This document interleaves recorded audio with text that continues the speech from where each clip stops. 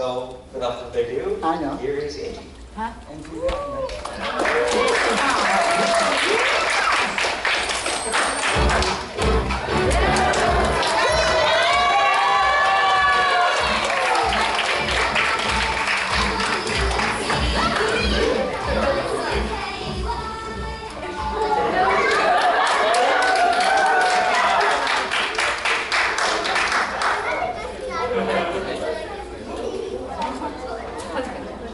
Hi guys, my name is Angie and I'll be talking about how to habit. First, we need to know, what is a habit? So a habit can be as simple as brushing your teeth or making your bed. But habits can also be bad. So like you could, be on your phone all night and like not exercise, which is not good. Don't do that. And a habit is basically a routine or like a behavior that is performed regularly or usually automatically. Now I want to start with a story. It's a real life story about a British cycling team. So this is a British cycling team, and they formed in the early 19s. I don't really know, and they were really bad. They were trash at cycling. They were so bad that there's this really famous bike manufacturer thing, and they didn't sell any of their bikes to these cyclers because that's how bad they are. And throughout 110 years, they only won one world championship. That's how bad they were. But one day, everything changed when this man came as their coach. His name is Dave Brailsford. I don't know if that's how you say it, but it's okay. And he wasn't like any other coach. He had a strategy that no one else had. This strategy is called the aggregation of marginal gains. And basically, the strategy is to look for tiny margins of improvement in everything you do. So basically, he would break down everything that goes into a bike and think how to improve it by 1%. So he could make the bike better. So Brailsford, he would basically just change a bunch of things about everything. So he would make the bike the seat more comfortable and nice to sit on, and he would wipe the wheels with alcohol so they could have a better grip on the floor. And he would change the clothing so it's more better, comfortable and more aerodynamic. So he would just make it like that. And so the clothing is now better. A little happy face. That's what it goes with. And so, he was so good. He got the best massage gel there is, so there could be a quick muscle recovery, because that's what you want when your muscles are dead. I don't know.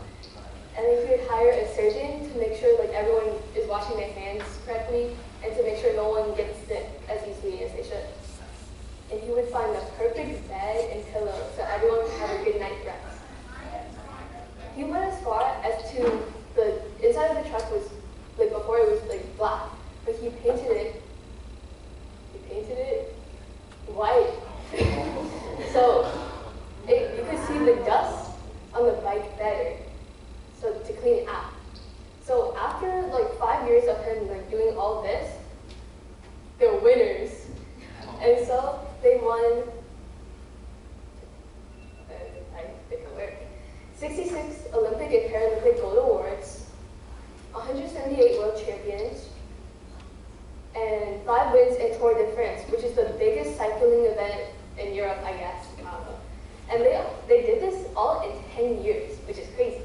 That's a lot of wins. And you may ask yourself, how did this happen? How did they win so much from just tiny little things? Well, the answer is simple. Small habits make a big difference.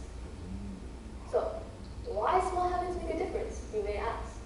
Well, it's easy to think that small improvements are useless and you should use bigger improvements. Well, though it might be hard to notice these small improvements, they're the best thing for the long run. And this chart can show you how. So if you see here, the line going up is if you improve 1% every day. So that's let's say you do this improve in something for a year.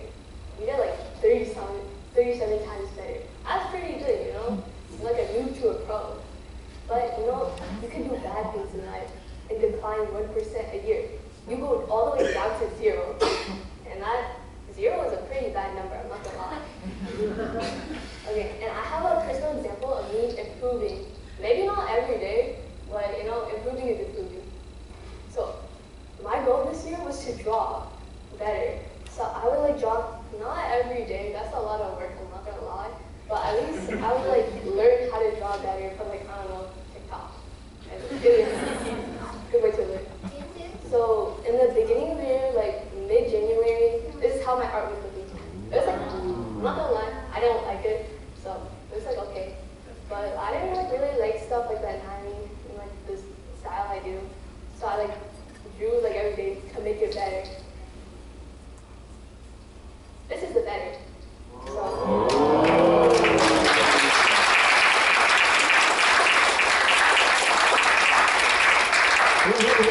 like do this over the summer because I'm gonna be real. Like during the school, I like drew twice a month, so it wasn't really every day. But in the summer, I like grinded so I could draw better. And so this is the thing, you know, it's pretty good, you know. Nice.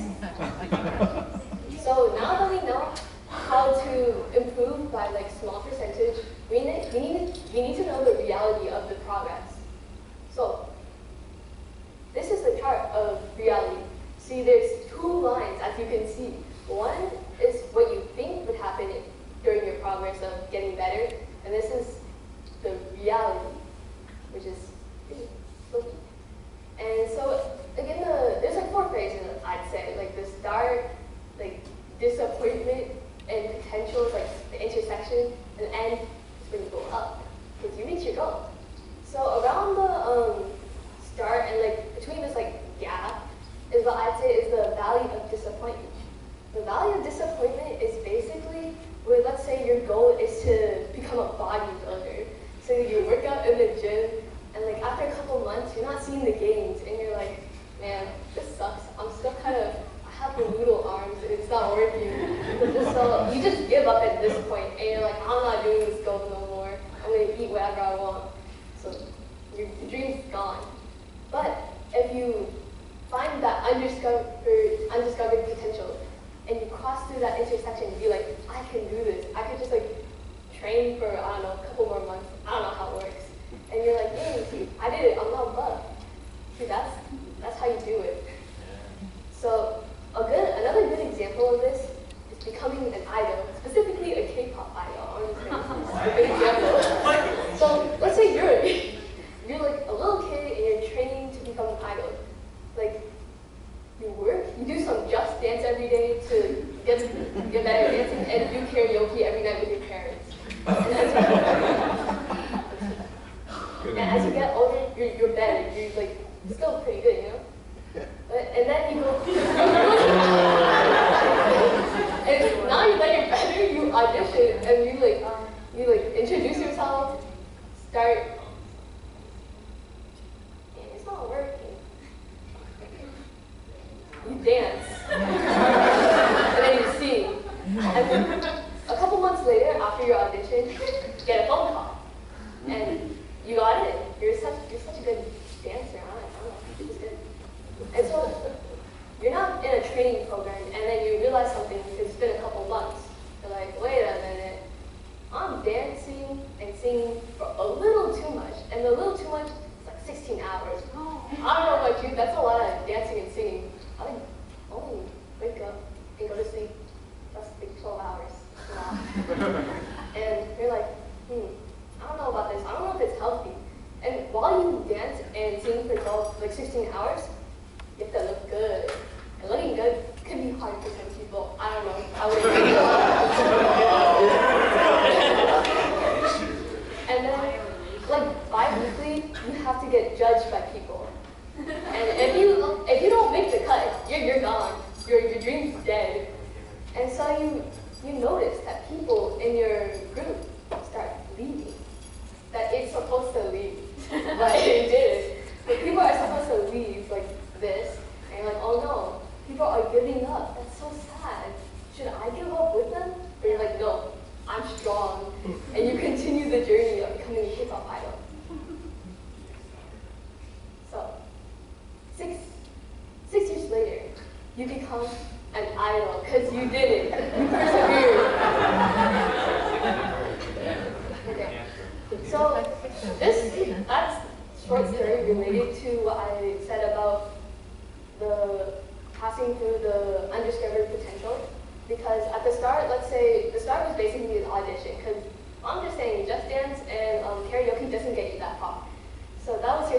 auditioned and you got in. And this is where the disappointment comes in, because that training program is really harsh. So that's why a lot of people leave and like give up, or they just get caught up, but it's whatever. But then you realize, I can do it. So you pass through the undiscovered potential and you're like, I'm better. So you debut as New Jeans. So basically the summary is, habit is a routine, is a behavior that is performed regularly and usually automatically. And tiny habits make a huge difference over time. Persevere through the valley of disappointment to reach your goals. Thank you.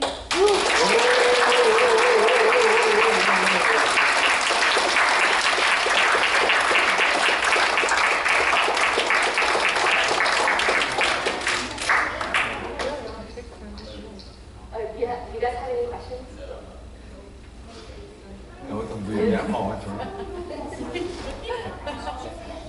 Because I'm strong like that. That's why I persevere through my goals, so I don't have stage fright. Does anyone else have any questions? Okay, I guess I'm done.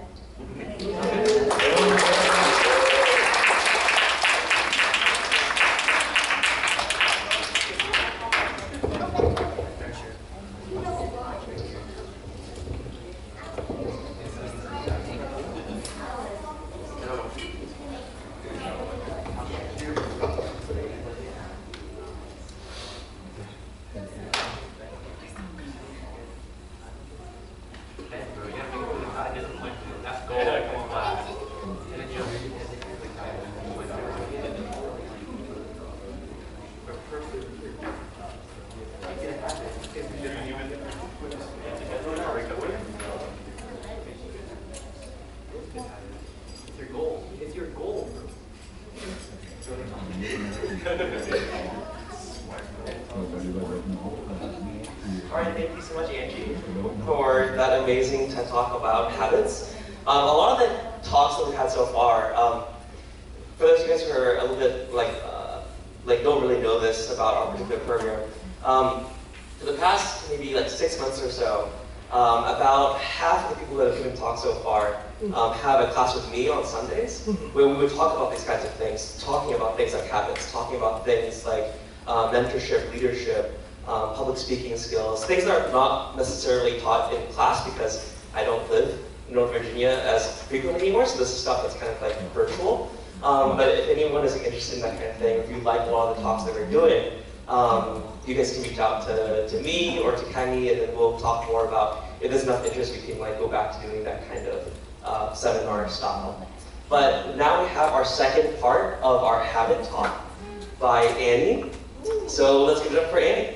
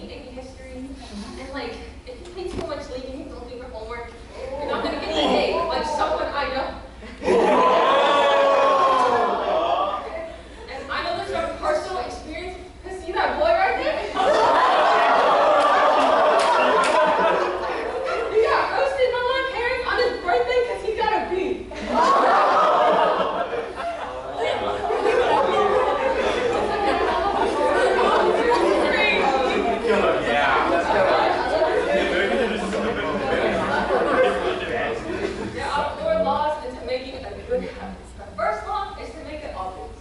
I know that sounds weird, but I'll explain it. So the first step in the first law is to become aware of our habits. Okay? So, because when we make a habit, it becomes so automatic that sometimes we don't even realize we have a habit and we don't know if it's good or bad. So a way to become aware of our habits is the habit scorecard. The habit scorecard is basically when you write a list of your habits, and then next to it, you identify if it's good, bad, or neutral. So I'm going to give you an example. Like, I wake up, and you check your phone, you wash your face, and you brush your teeth. Okay, so you wake up, that's neutral. You're not special, you wake up. You check your phone. That's pretty bad. Unless you're turning off your alarm, then don't check your phone, okay? Don't check your Duolingo streak. It's okay. You wash your face. That's good. Good job. Washing your face is good. You brush your teeth. Good job. It's good to be hygienic. Like Kayleen said, if you don't brush your teeth in the morning, your breath stinks. Okay, now that we become aware of our habits, we need to make our habit cues more obvious. So, first of all, what is a habit cue? A habit cue is what triggers the habit loop. So, for example, your phone rings in your pocket. That's a cue for you to check your phone. Or like, there's a dirty dish on the table. That's a cue for you to wash the dish. Okay, don't leave your mom to wash your dishes for you. It works a lot.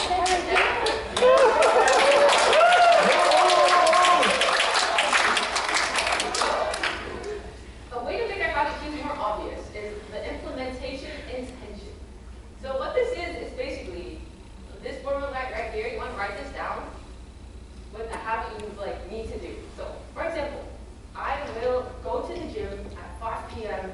at Planet Fitness. You want to be as specific as possible because there's studies proving that people who do this, it works better. Okay, if it works, it works. I don't know how it works, but it does. Another implementation intention is habit stacking. So instead of pairing a habit you need with the time and location, you're pairing a habit you need with the current habit you already have. So for example, after I brush my teeth, I will open my computer to do my AP history homework. And another method to make it more obvious is to change your environment. Environment is a really big factor in what we do, even though we don't really notice it at all. So for example, if you're at a convenience store, most likely you'll buy things at eye level instead of the ones on the top of the shelf and the bottom of the shelf, because you don't see it. So what you see is a big factor on what you do. So for example, if you want to play guitar, but your guitar's in your closet. First of all, why is it in your closet? If guitars are expensive, okay? So you want to move your guitar to somewhere you can see. So for example, in the middle of your living room, or in the middle of your living room, or your bedroom, or somewhere you can see it, so that'll be cute for you to play your guitar. The second law, to make a good habit, is to make it attractive. We like good things. Okay? It's like food. If you see good food, you want to eat it. If you see food that looks like bro, you don't want to eat it. So the method to make it more attractive is temptation bundling. Temptation bundling is when you pair a habit you need with a habit you want. So for example, I will do my AP history homework, and then I will play League of Legends. And remember how I told you about habit stacking? So if we combine temptation bundling and habit stacking, then we will get a bigger and better formula. Okay, because it's obvious and attractive. So if you combine it, it'll look like this. After I brush my teeth, I will open my computer to do my AP history homework, and then play League of Legends. Another method to make it more attractive is to join a culture or a club. What other people do really impacts what we do, because we like to go with the herd, with the crowd, basically. So for example, if you want to run more, then you should join track or cross country at your school, because then a bunch of people will be running with you. And you're supposed to run in track, so you'll probably get kicked out if you don't run anyway. Yeah. Another method is to highlight the good things. So for example, before a game or a presentation, like this TED Talk, you're nervous, right? But nervousness and excitedness, they have the same feelings, like racing heartbeat or sweaty pants. I'm not a doctor, I don't know this.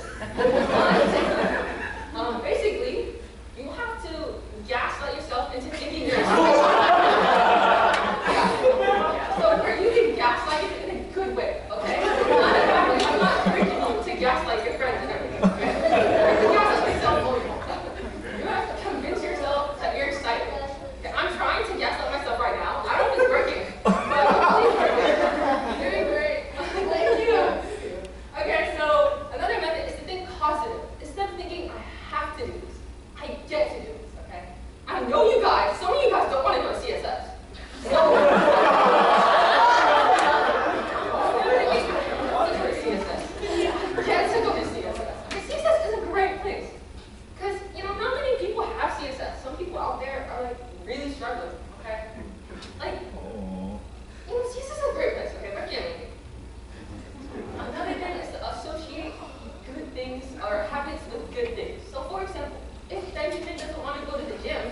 It's not true. It's not true. I know Ben loves going to the gym. He always talks about the gym with me.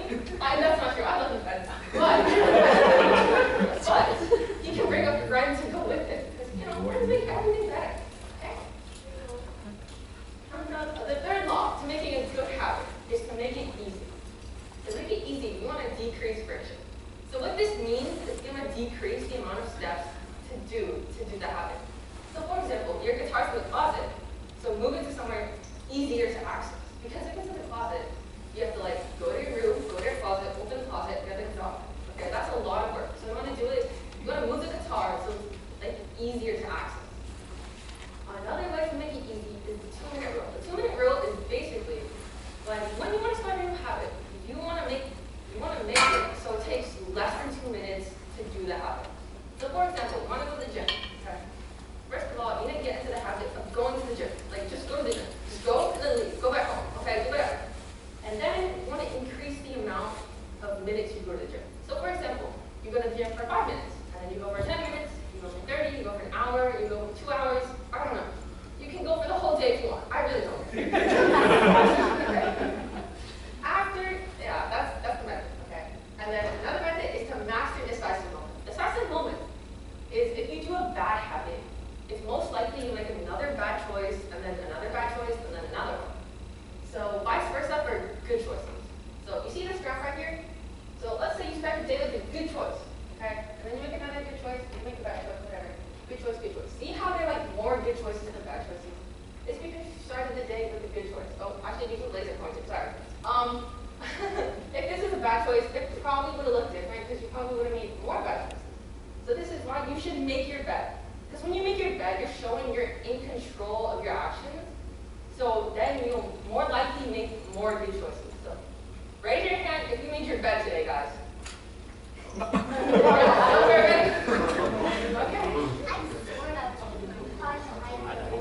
I don't believe that. I don't believe that.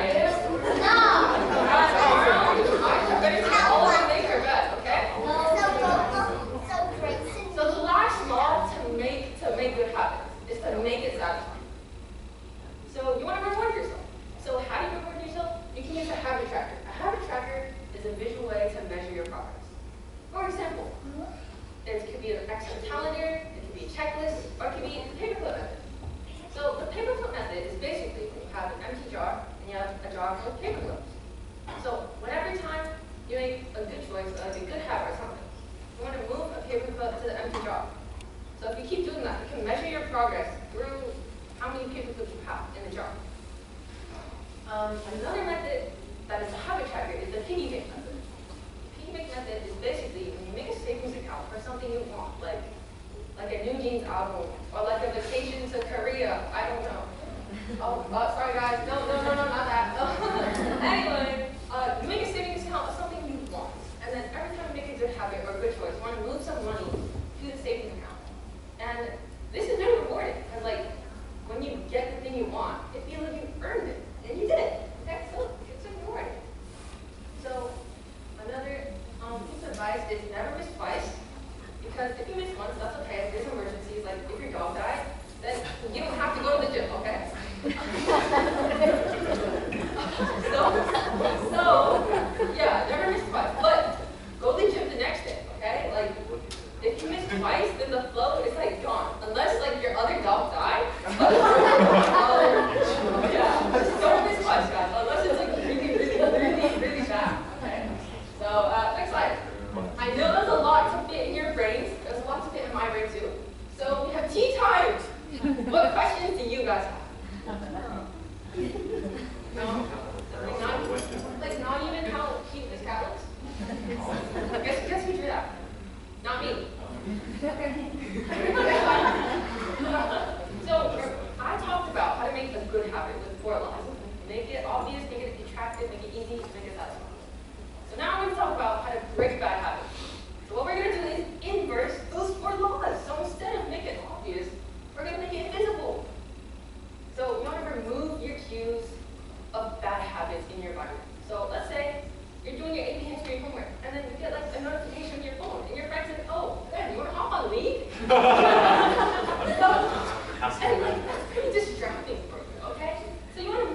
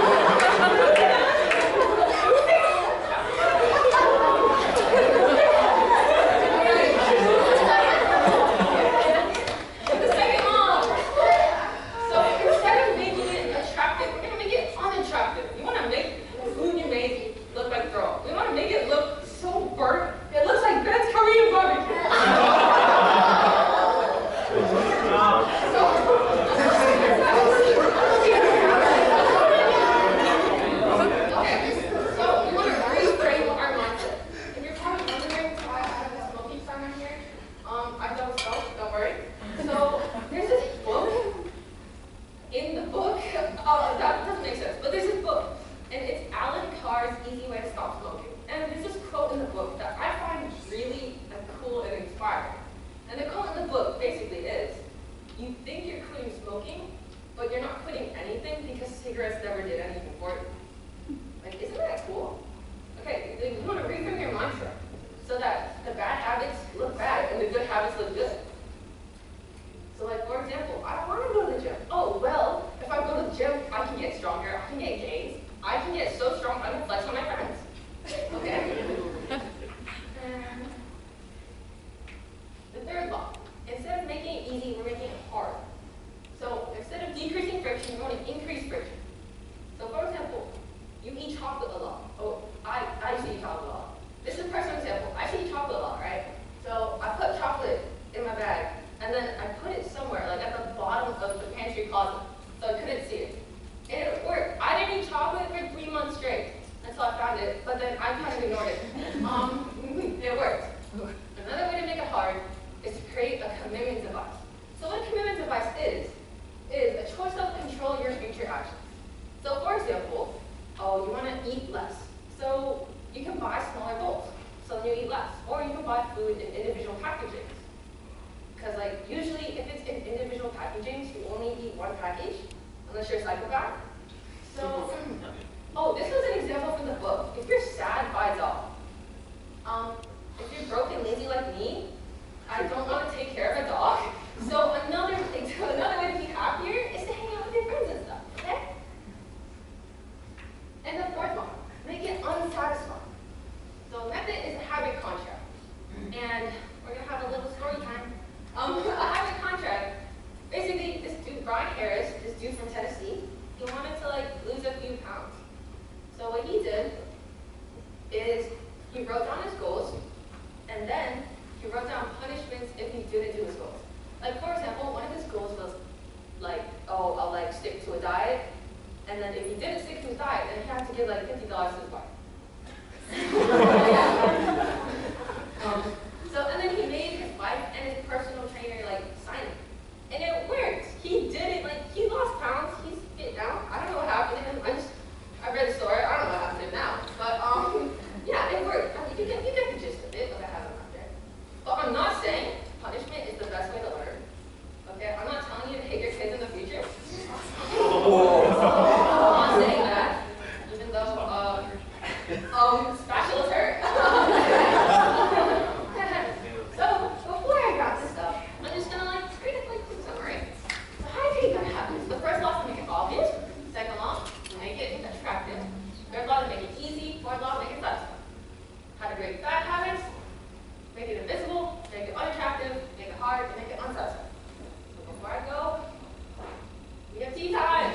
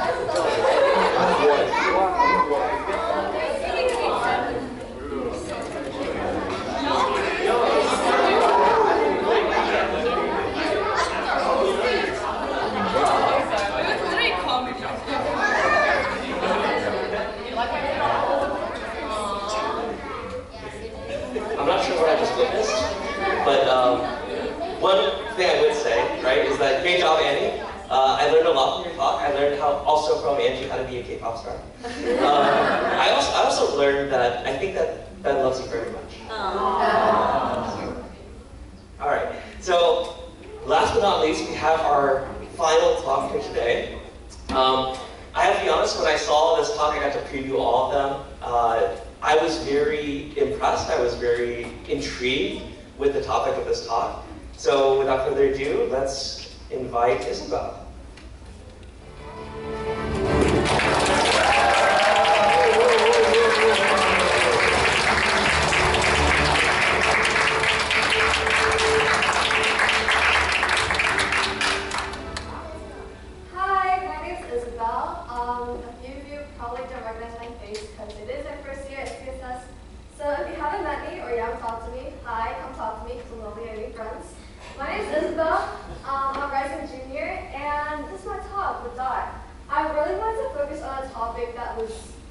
I feel like focuses more on really bringing out the common sense, because we have common sense, but sometimes like other things in our life hide the common sense, and you're like, oh, it's common sense, we're gonna ignore it because I'm gonna go play video games, we're gonna go do this, or I'm gonna get distracted by other aspects of life, which I mean, it happens to the best of us, but I'm gonna be that kind of person that brings you back to earth with my amazing presentation, the dot.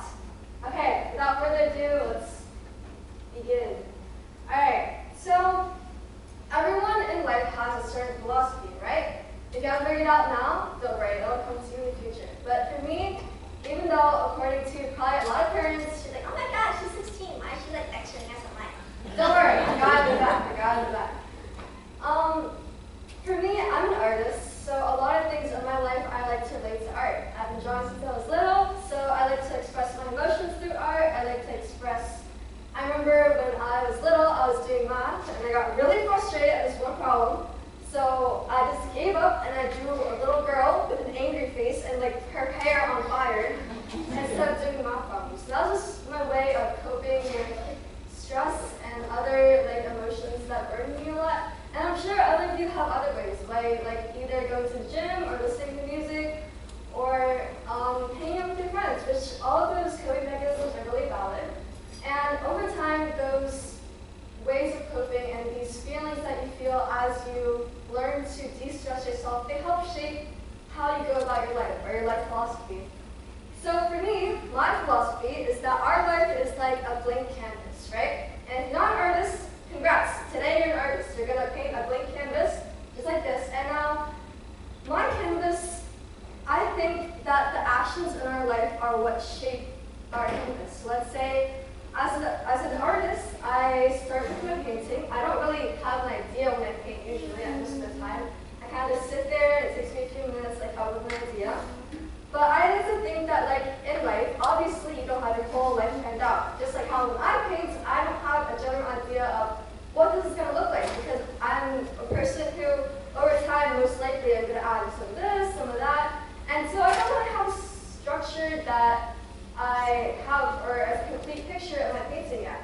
Same thing with life. I like to think it that way. I don't know what I'm going to be in 20 years.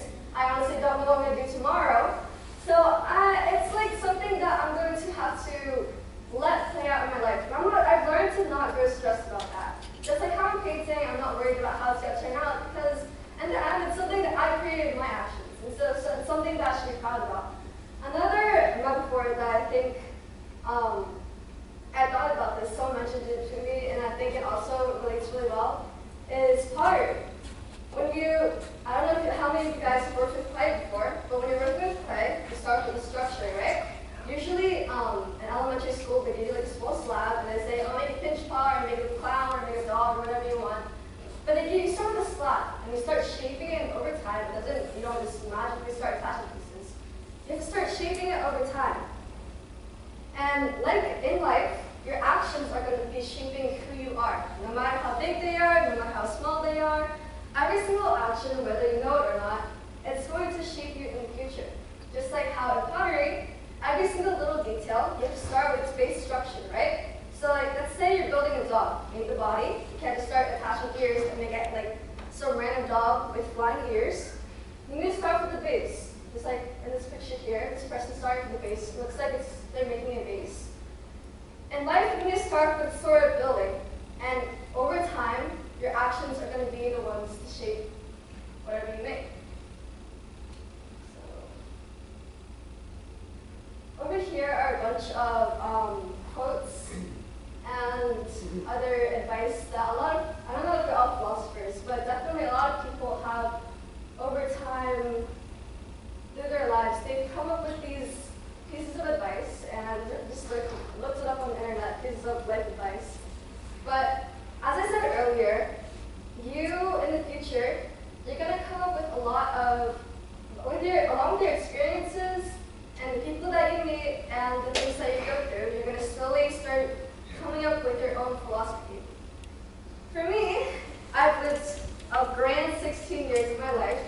very impressive.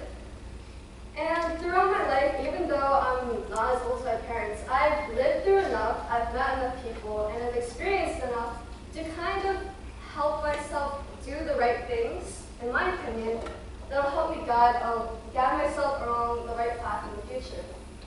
For example, let's say 2 years ago, or 3 years ago, well, let's say a little bit about myself first. Since you guys probably don't know me, I'm a theater kid. I've done theater for around 4 years now, which is probably the best decision of my life. I joined the drama club after school in 7th grade, fresh out of elementary school. And at first I was really hesitant because it was like, I feel like drama kids have a really bad reputation, which is totally wrong, by the way. If you haven't met a drama kid, you definitely should. They're really nice people.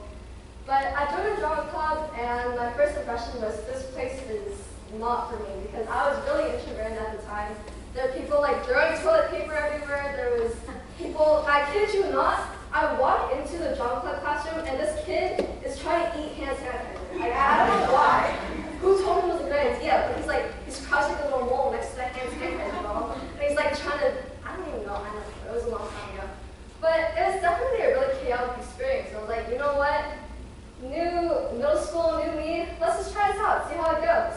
So I gave it a shot, and I went to my first play 2 months later, and I think, like I said, it was probably the best experience, or the best decision I've ever made. Because if I hadn't decided to pursue drama, I do not think I would be the person I am today. And if you've seen me in camp, your first impression of me is probably, she yells a lot, she flies a lot, she yells a lot, and she falls down, and she creates a lot of chaos, which I'm guilty of. But through drama, I've learned that the best way to go about your life is to really just let yourself be who you want to be. I know Kayleen and Ashley talked about this in their presentation earlier, but you don't need to try to be popular. You don't need to try to make people like you, because if they like you, they like you. If they don't like you, they don't like you. I learned that through drama as well. Through really expressing myself and not caring as much what people think. And that's why whenever people do presentations or like whenever I'm talking to people, I kind of wanted them to feel the same way. Like, it's okay to be comfortable. Like, I'm allowing you to be comfortable. You don't need to try to be awkward, or you don't need to try to fake a conversation with me, small talk or anything like that. Just be who you are. And I really appreciate that type of thing with people. So next here, we're going to go back to that canvas analogy I talked about. Like I said, today you guys are all going to learn how to be artists. So I want you guys to envision a canvas, right? If you were to paint your canvas in a certain way according to your life, or however you want, how would you paint your canvas? It's a rhetorical question if you want to answer it. But I just want you to envision, like, would it be colorful? Would it be spotty? Would there be people in it? Like, what type of symbolism would you have? And kind of, once you've envisioned that, I want you to also ask yourself, if you were to finish your entire painting, and then in the end, I ask you, can you tell me, or can you explain to me every single detail of your painting? Just think about it. Would that be a yes or a no? Like, if you showed me your painting, I was like, oh, it's really cool. So, like, what's this tree symbolism? Or why'd you add these details over here? Could you explain to me all of it? Well, in my opinion, how I see it is that if I were to paint my canvas, there would be a main idea, right? Essential subject or whatever for the viewer to focus on. And there would obviously be a lot of other details. But what I think tends to happen with, well, if you were to look at artwork, for example, and I ask the artist to explain a singular detail on their painting, while someone else may not be able to fully explain it, the artist definitely could, because it's their painting, right? They remember every single detail most of the time, and they know why that detail is there. But if a regular person would just look at the painting, they would see the main idea. They wouldn't be able to tell the symbolism between tiny detail or not. So that brings me to my next point.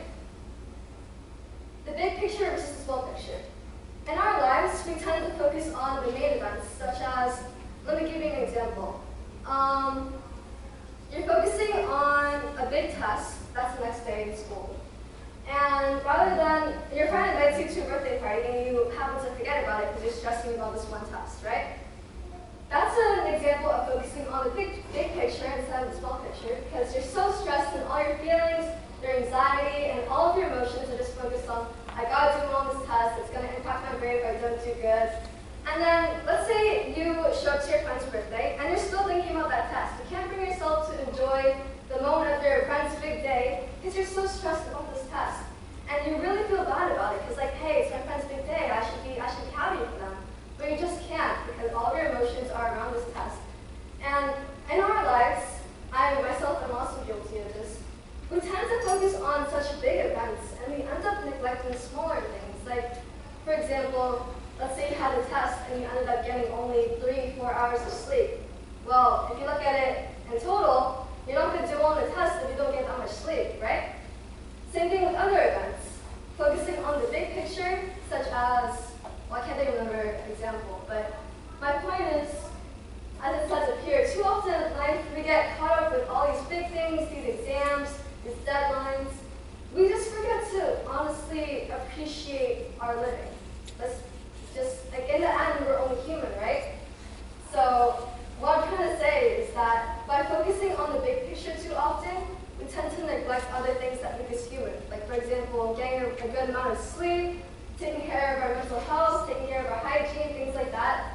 And when you get caught in that system of focusing on one big thing after another, you will end up seeing that your conversations with other people, like your family, your friends, your loved ones, they become less genuine and authentic. And that's because all of these emotions are clouding your head, and it makes you only think about yourself and how you want to get out of this kind of anxiety spiral. So I'm going to talk about ways we can fix this.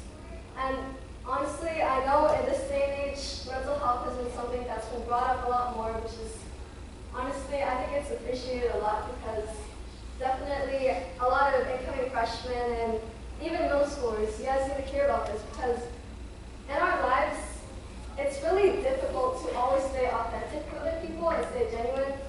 But a way of doing this is, number one, self-care. Contrary to popular belief, self-care is not selfish. And let me define it for you real quick. Self-care, let's say after a long day of school, I decide to go home and read a book. Instead of jumping right into schoolwork, I'm going to say, okay, I'm going to take my time, I'm going to read a book. I'm going to pick a book that I really like, maybe I read it before. I'm going to read it, I'm going to calm down, grab myself a snack maybe. I'm not going to spend an excessive time reading the book, because I still have things I need to do. But I'm going to allow myself to settle in this moment while I'm reading my book. I'm not going to worry about school. I'm not going to worry about what I have to do tomorrow. I'm not going to worry about what I have to do tonight, like making dinner. I'm just going to enjoy this 30 minutes of myself reading this book. What is selfish in terms of, well, it's selfish. What is excessive in terms of self-care is, we're going to go back to League of Legends, since that's been brought up a lot today. Spending 8 hours with League of Legends. Let's not do that. Or better, actually better, just don't play League of Legends.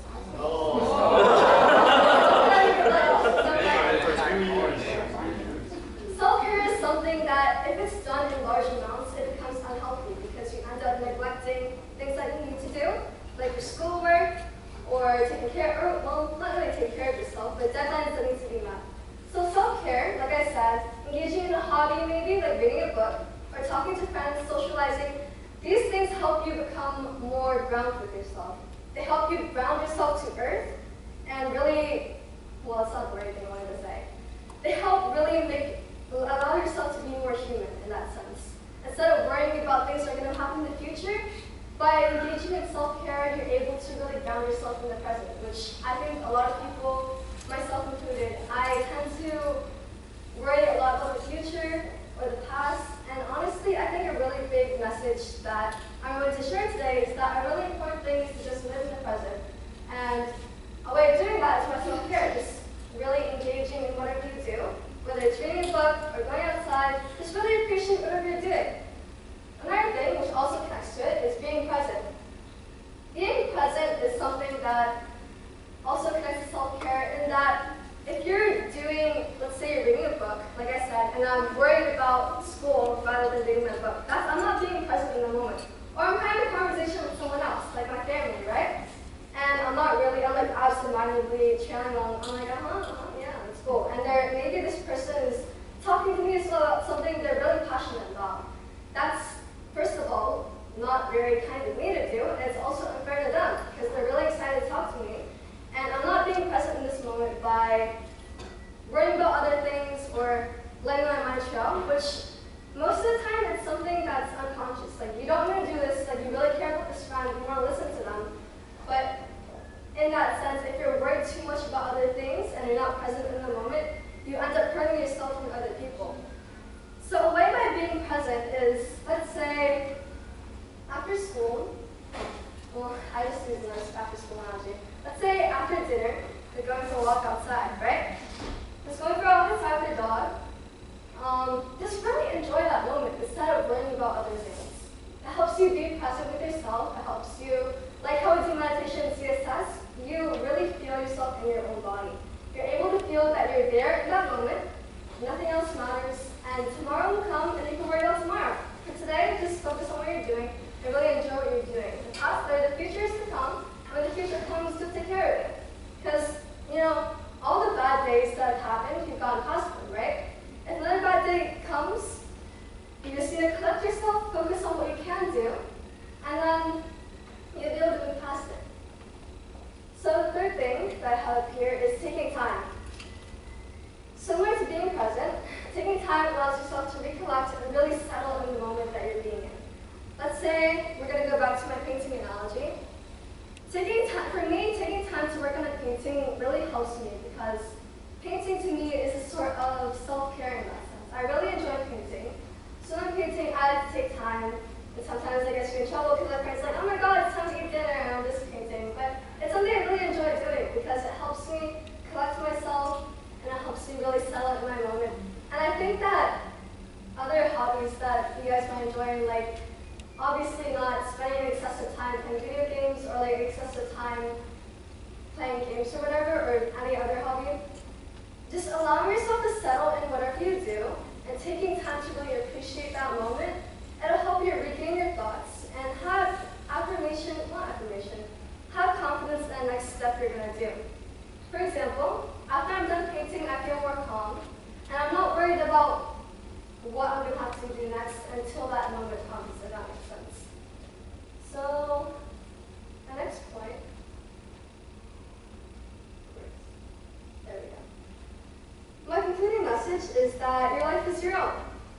No matter what other people say, a lot of people are going to try to control you into a person they want you to be. If they don't like you, they're going to push that belief upon you, like, hey, I really don't like you. Or let's say other people, your peers, or other people are going to try to force you into a lifestyle you don't want. And in those moments of stress or like anxiety, all those three things that I mentioned earlier, those really help you just settle within yourself and come up with the next right thing to do. What I mean by your life is your own is that just let yourself be who you are. You don't need to worry about the future. Just let yourself appreciate every moment that you live, because in the end, you're only human. And all of your struggles that happen, they don't happen to you, they happen for you. And these struggles are going to help you grow as a person. Every bad day lets you grow as a person. And at the end of the day, you're human, and what you do is always the best, no matter what other people say. So yeah, that's my thought.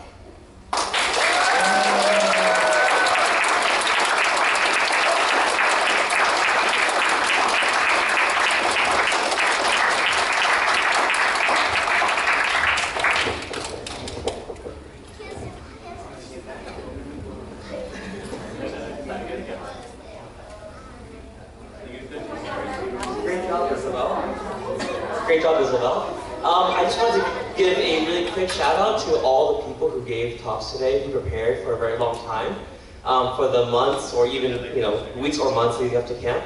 Let's give a round of applause for everyone who gave us talks today.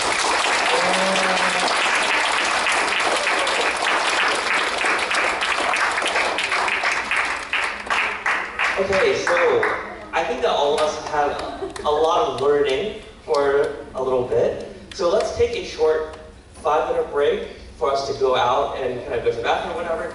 And then we're going to come back and do some indoor games and just kind of decompress for a little bit. Okay?